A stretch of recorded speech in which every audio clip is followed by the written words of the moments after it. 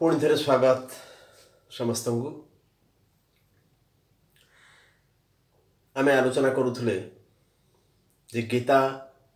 एक बृहत समन्वयर कथा कही। आध्यात्मिक इतिहास रे समग्र पृथ्वीर आध्यात्मिक इतिहास रे भारतर अवदान निश्चित भाव में सबुठ अलगा सबुठ बृहत। आम जदि आमर कल्चर आमर संस्कार आमर संस्कृति को आम अनुधावन करवा तेरे देखा जे वेदर रचना काल कहुए आज को प्राय 6000 वर्ष रु अधिक तलर कथा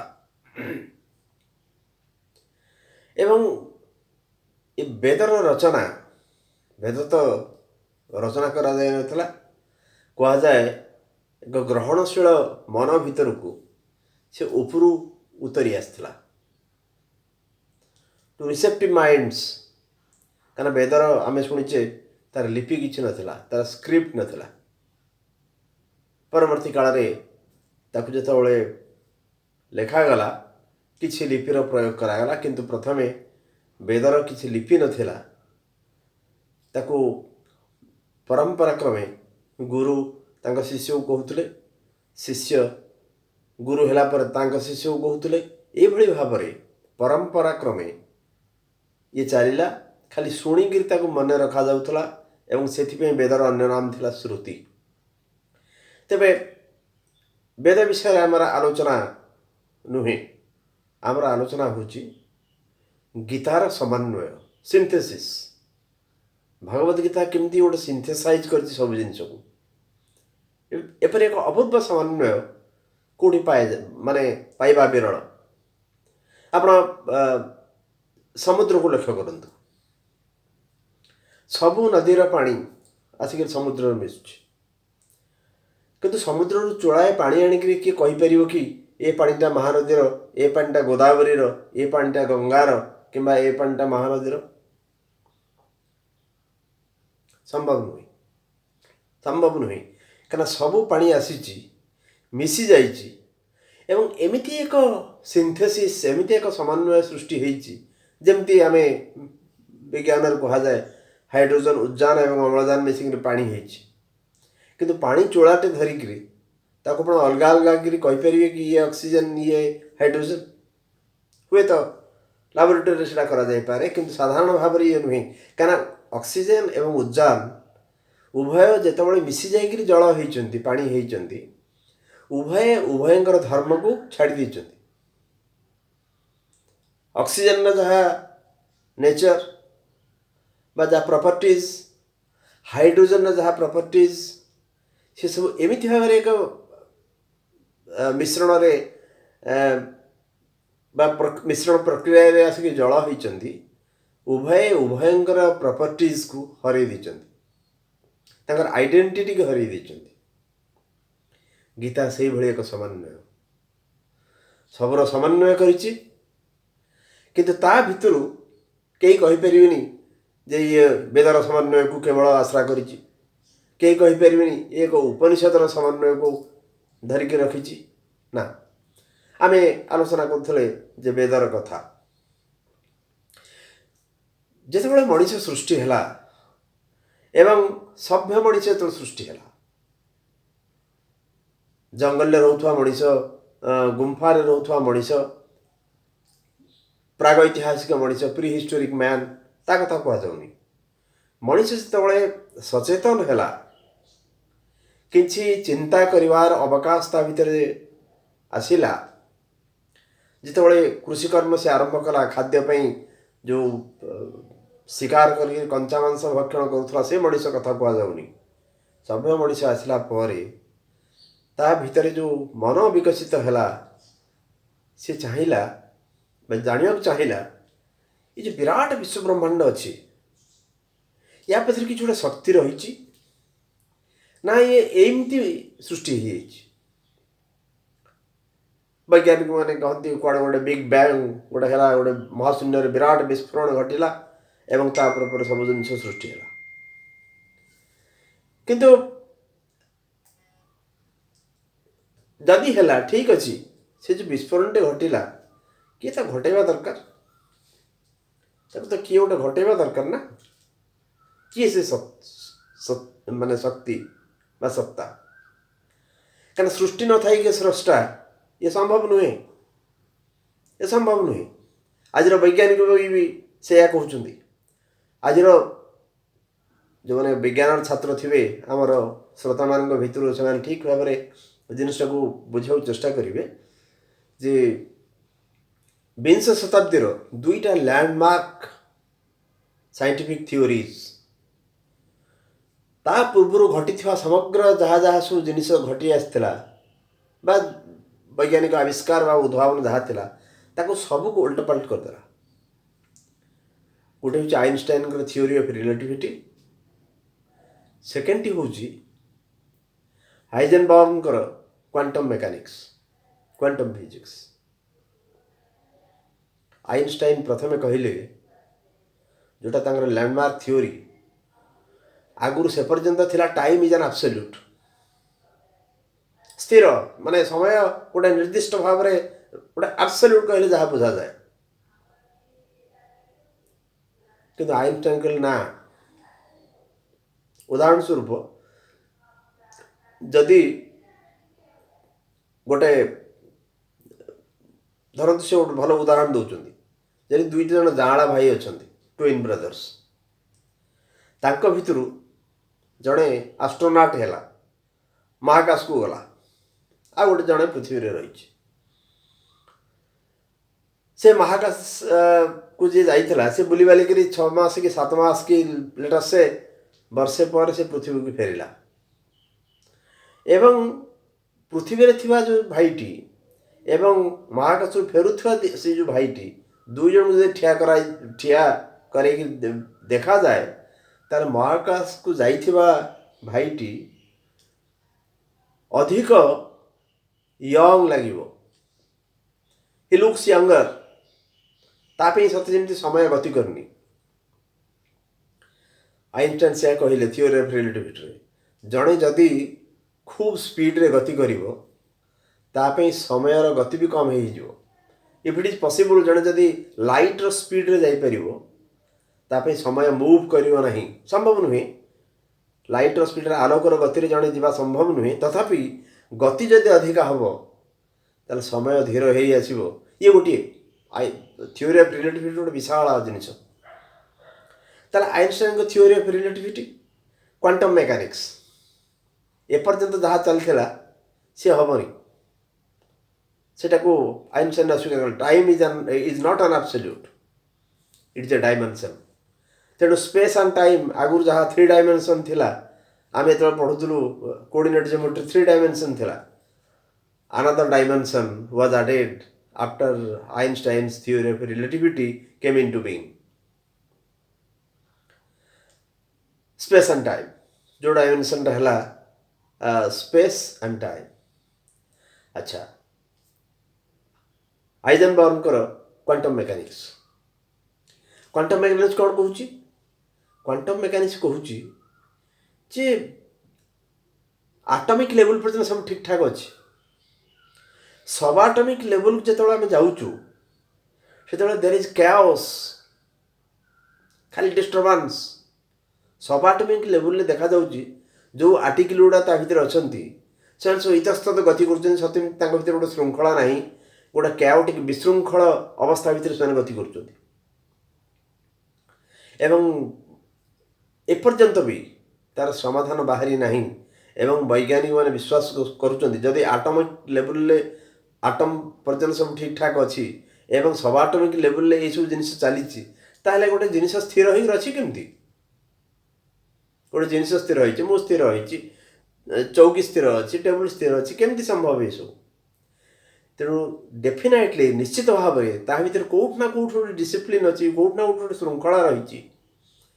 हुए तो आम ताको आविष्कार करूँ, किंतु गोटे स्रष्टा कौटी ना कौटी रही, कौट ना कौटी रही। कारण गोटे किसी जन स्रष्टा न थी ये जो विशृंखला होची अथच आपात दृष्टि सब स्थिर मन होची तामाने कौन से विशृंखला भितर डेफिनेटली गोटे श्रृंखला रही जोटा को हुए तो विज्ञान आविष्कार कर पारना मुझे उदाहरणटा ये देली जो वेद जो रचित होता बा ऊपर उच्छरी आसला से वेद ये आसला जे मनीषर अनुसंधिचार उत्तर से आसला मनीष जो खोजा को आरंभ कला जे प्रकृत में ये जो सृष्टि होती या पछरे आउ किसी शक्ति अच्छी ना ये जदि से शक्ति रही से शक्ति कौन ताले वेदर जो प्रथम समन्वय कथा कहूली सिंथेसिस कथा कहूली वेदर जो प्रथम समन्वय आसू मनीषर मन बुद्धि विचार धारा एवं ऊर्ध्वस्थ शक्तिर समन्वय हो वेदर कारण से आविष्कार कला अवश्य वेद को बहुत पाश्चात्य पंडित केवल याज्ञिक अनुष्ठान राइचुअल्स बोली कहते ता नुहे बिल्कुल नुहे अवश्य जो मनीष खोजा को आरंभ कला जहाँ से उपकार पाइला ताको पूजा करने को आरंभ कला गछ को पूजा कला पत्थर को पूजा कला पर्वत को पूजा कला पहाड़ को पूजा कला मेघ को पूजा कला इंद्र को पूजा कला अग्नि की पूजा कला अग्नि कह जाए fire is the greatest discovery सभ्य मनीष जो निआर उद्भावन मनीष प्रथम कला and that was a landmark time Manish गोटे सभ्यतार बाट खुलीगला आप देखिए ऋग वेदरे केवल अग्निर स्तोत्र बहुत एवं से अग्नि श्री अरविंद कहते से अग्नि केवल साधारण अग्नि नुहे मनीष भितर जलुवा अहरह जो अग्नि आत्मार दीपशिखा सी हूँ सेटा बाहर अग्नि हूँ आम भीतर जो दीपशिखार प्रतीक अलग कथा ताले वेदर जो समन्वय आसला क्या भितर आसला मनीषर बुद्धि विचारधारा विवेक बा जहाँ किसी मनीष पाखे साधन अच्छी ताकू नहीं से जो शक्तिर खोजाटा आरंभ कला अन्वेषा आरंभ कला तार गोटे समन्वय घटी वेदर वेदर अन्य अर्थ हूँ ज्ञान वेद माने ज्ञान आपण ऋग्वेद कथा कहतु सामवेद यजुर्वेद अथर्ववेद सर्वशेष वेद बोली कह जाए ताले या भीतर वेदर गोटे वैदिक सिंथेसिस गोटे वैदिक जुगर गोटे सिंथेसिस रही मनीष भीतर जिज्ञासा मनीष भीतर अन्वेषु अनुसंधिच्छा एवं ऊर्ध्वस्थ से शक्ति संपर्क में किछिटा ज्ञान ये दुटा मिसी एक समन्वय सृष्टि एवं परवर्ती काल में कौन है वेद पर आम आसू जो उपनिषदर कथा ताको वेदांत बोली कह जाए वेदर अंत हूँ वेदांत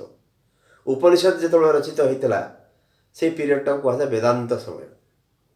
आमर जो षड दर्शनर कथा कह जाऊँगी हूँ सांख्य योग न्याय वैशेषिका एवं मीमांसा वेदांत सांख्य योग न्याय वैशेषिका मीमांसा वेदांत ये हूँ षडदर्शन छड़ी दर्शन सर्वपुरातन दर्शन हूँ सांख्य कपिल सांख्य कपिल मुनि सांख्य दर्शन ताले ये जो वेदांत वेदर जो समन्वय पर वेदांतिक पीरियड आसला उपनिषदर पीरियड आसला उपनिषद पीरियड देखु आम देखु एक बृहत्तर समन्वय कारण वेदरे अनुसंधिचा एवं अनुसंधिचार उत्तर स्वरूप किसी शक्ति मनीष भितर ओह्लैला ताकू नहीं ऋषि मानकर जो रुत चित्र अनुभव रुतर अर्थ हो सत्य एवं चित अर्थ हो चेतना रुत चित्र जो अनुभव अनुभूति एक्सपीरियंस से आसला सी सब आसिक एक पुणी मनीषर से जिज्ञासा सहित एक समन्वित है से समन्वय हूँ उपनिषद कारण आम देखू वेदरे जो मैंने पढ़ी थी भर अनेक वेद बेलू मनीषर जो अन्वेषाटा जस्ट गोटे आरंभ होता कि गोटे अपरिपक्व अवस्था थिला किंतु उपनिषद बेलू बहुत गुड़े जिन कंक्रीटाइज हो मनीषर जो खोजाटा थिला से ता भीतर से खोजाटा अनेक परिमाण में परिष्कार हो आसला तार धारणाटा परिष्कार हो गलानी जो शक्तिर सी खोजा करूला अन्वेषण करूला से शक्ति बेले बेले कंक्रीटाइज होगी ता भितर गोटे रूप ग्रहण करने को आरंभ कर किसी किसी जिन धरतु तैत्रीय उपनिषदर कथा कहुए आनंदो ब्रह्मेति वेदानात् आनंदात् खल्लिवानि इमानि भूतानि जायन्ते आनंदेन जातानि जीवन्ति आनंदं प्रयत्न भी संविशन्ति सति तैत्रीय उपनिषदर कथा भृगु और वरुण भितर कथन वरुण होचन पुओ वरुण होचन सॉरी वरुण होचन पिता भृगु होचन पुओ भृगु पचार वरुण को पिता ये जीवन आधार कौन ये जीवन आधार कौन वरुण कहते तू तो निजे ऋषिपुत्र तू साधना कर निज भीतर गभीरता को प्रवेश कर एवं निजे खोज कि समय पर भृगु बसिले तपस्या एवं हठात आखि बोली कहे बाबा हम पाईगली ना कौन पाइलु ना अर्णो ब्रह्मेति वेदानात् अर्णात् खल्लिवानि इमानि भूतानि जायन्ते अर्णेन जातानि जीवन्ति अन्नं प्रयत्न भी संविशन्ति सति हे पिता अन्न हूँ ब्रह्म अन्न भितर सब प्राणी मान सृष्टि अन्न भितर देकी प्राणी मान गति एवं अन्न ही समाप्ति वरुण कहले ठीक अच्छी कि दिस इज नॉट एनफ आउ कि भितर जा पुणी भृगु तपस्या बसिले पुणी बाहर कहले बाबा पाइल ना कौन पाइल ना प्राणो ब्रह्मेति वेदानात् प्राणात् खल्लिवानि इमानि भूतानि जायन्ते प्राणेन जातानि जीवन्ति प्राणं प्रयत्न भी संविशन्ति प्राण हूँ जीवन उच्च प्राण भितर सब सृष्टि प्राण भितर दे गति इत्यादि इत्यादि एमती गोटे गोटे मन मनो ब्रह्मेति वेदानात् मनात् खल्लिवानि इमानि भूतानि जायन्ते मनेन जातानि जीवन्ति मनं प्रयत्न भी संविशन्ति सति एवं गोटे गोटे आसी आनंदर जो पहुँचले आनंदो ब्रह्मेति वेदानात् आनंदात् खल्लिवानि इमानि भूतानि जायन्ते आनंदेन जातानि जीवन्ति आनंदं प्रयत्न भी संविशन्ति सति आनंद हूँ ब्रह्म आनंद भितर सब प्राणी मान उत्पत्ति आनंद भितर दे समस्त गति एवं आनंद ही समाप्ति तापरे वरुण कहले ठीक तू ठीक जगह पहुँचु ये आनंद हूँ सबुठ मूल कथा मुझे गोटे उदाहरण देली उपनिषद बेलू केमती भाव मनुष्यर जिज्ञासा बा मनुष्य भितर जो शक्तिर परिभाषा किंतु प्राय टिके कंक्रीटाइज हो जाए तेणु आम जो समन्वयर कथा कहते ये आलोचना आम जारी रखा परवर्ती समय।